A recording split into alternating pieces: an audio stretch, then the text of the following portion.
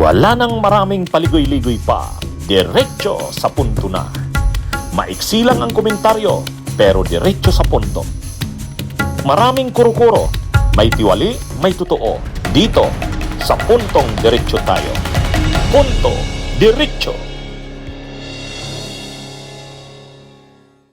Itong si Amy Marcos, mahirap itong si Amy. Mahirap itong si Amy dahil nung mag-announce si Sara Duterte na tatakbo siyang presidente sa 2028, ang nag-endorse kay Amy Marcos, si Rubin Padilla.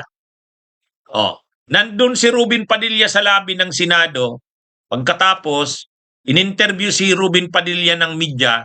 Ano pong reactions nyo sa sinabi sa pagdeklara ni VP Sara na matatakbo daw siyang presidente sa 2028? Ay syempre, sabi ni Rubin Padilla, ay syempre, suportado ko namin yan. Suportado ko yan.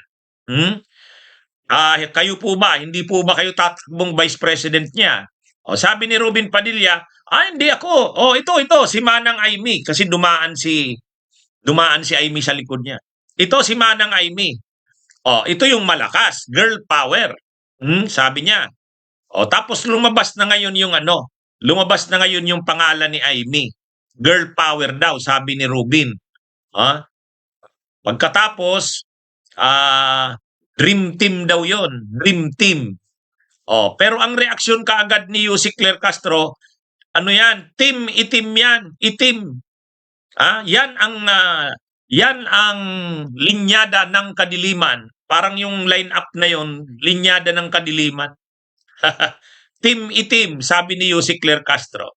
Pero ang matinding reactions kay Panelo, mga kabunyog, binasa ko yung reaksyon ni Panelo tungkol kay Amy Marcos. Ay, grabe to. Sabi ni Panelo, yan si Amy Marcos, napakabalat kayo niyan. Sinungaling na wala ka pang utang na loob. Yung kombinasyong Marcos Duterte, magkakalit-silitsin na nga. Yung kombinasyong Marcos Duterte, nagkalit-silitsin na nga. Tapos bibigyan mo ng Duterte Marcos, babalik ta rin mo, ganun din yun. Kaya matindi, no? Si Salvador Panelo, si Attorney Panelo, DDS ito. Pero hindi siya sang-ayon kay Amy. Sabi niya, yan si Amy Marcos, napakabalat kayo niyan. Sinungaling yan, na wala pang utang na... Matindi. Matindi yung bira ni mga kabunyog. Matindi yung bira ni Panelo kay Amy. Talagang direkta ang tira ni Panelo. Yang si Amy Marcos, napakabalat kayo niyan. Sinungaling na wala pang utang na loob. Nagkalit-silitsin nga daw sa Marcos Duterte, ay kung bibigyan mo ng Duterte Marcos, balik ta rin mo, ganun din yon. Sabi yan ni Panelo. Pero, yan din yung yan din yung reactions ng marami. Hindi katanggap-tanggap si Amy na maging running mate ni Sara. Hindi katanggap-tanggap.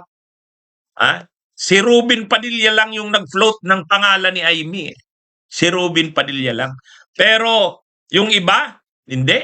Ayaw kay Amy. Kaya nga, grabe na ang ginawa ni Amy. Sinakripisyo niya ang pamilya niya, yung dugo niya.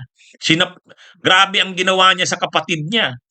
Para ipakita sa mga Duterte supporters na totoo siya na pro-Duterte, sinira niya ng todo ang kapatid niya. Naalala niyo yung speech niya doon sa Iglesia ni Cristo. Ang haba ng mensahe niya doon. Pero hindi pa rin siya pinagtitiwalaan ng mga DDS. Yun nga, si Panelo na mismo nagsabi, sinungaling yan, balat kayo yan. Kaya, yan yung problema kay Amy Marcos. Mga kabunyog, mga kabayan. Kaya masasabi natin na sa posibleng maging Vice President ni Sara Duterte, sabi ni Sara, na-recruit niya na ang posible niyang Vice President. Hmm?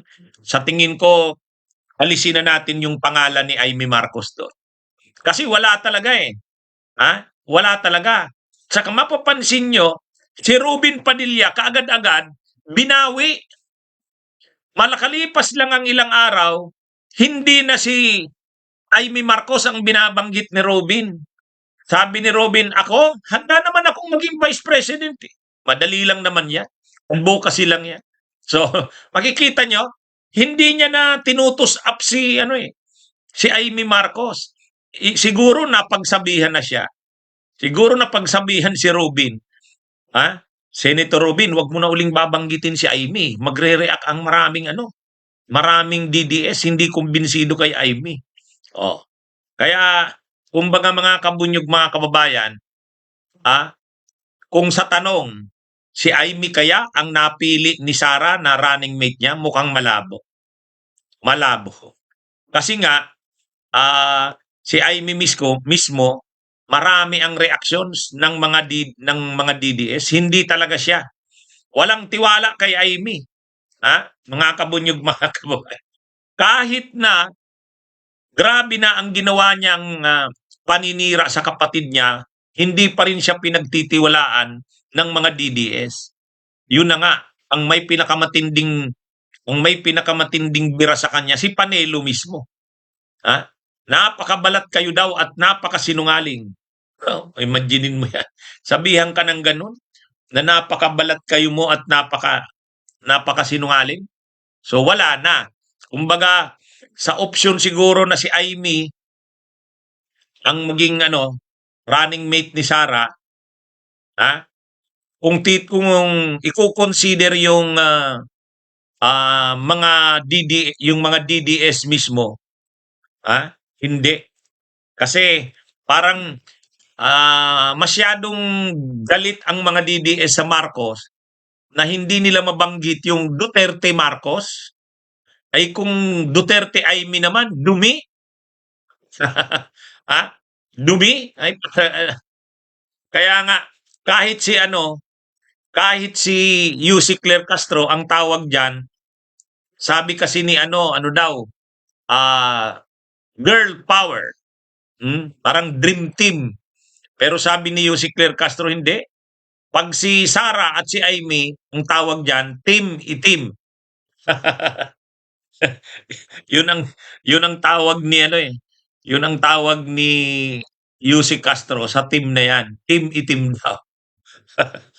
Bunyog, bunyog, halikan na kasama ka.